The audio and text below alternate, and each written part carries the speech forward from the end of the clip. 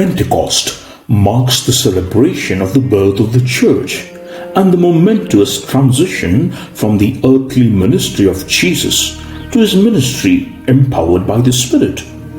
Today's Gospel makes it crystal clear that the origin, mission, and authority of the Church are rooted in the risen Christ, who commissions his disciples to continue this mission.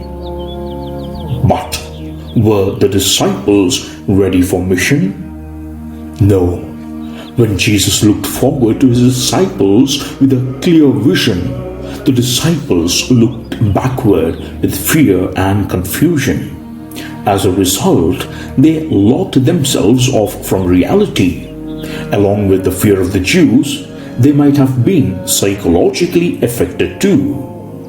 Amidst ambiguous experiences that happened around Calvary and the empty tomb, when their only hope seemed lost, the fear of uncertainty, fear of inadequacy, fear of failure, fear of rejection, fear of making mistakes, fear of being judged, and fear of what others will think or what others will say, all these choked the passion for mission and rendered the disciples dead in spirit.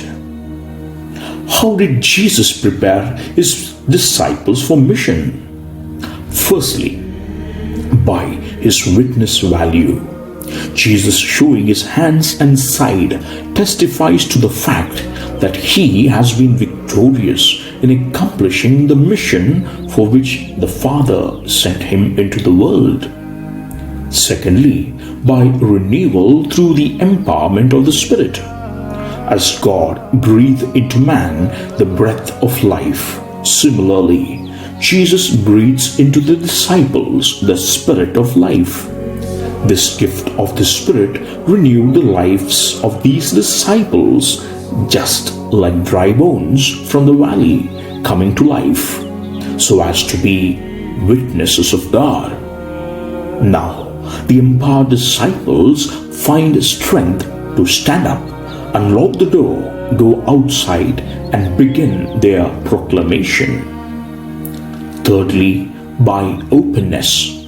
Jesus, by saying, "Receive the Holy Spirit," invariably calls his disciples for a continual spirit of openness to receive the wisdom, the promptings, and the directions of the Spirit, so as to bubble out amidst all odds. Today, when the baton of discipleship and mission is in our hands, we need to ask ourselves, what sort of fear chokes the Spirit received through the sacraments that makes me a dead disciple? Have I cultivated a spirit of openness?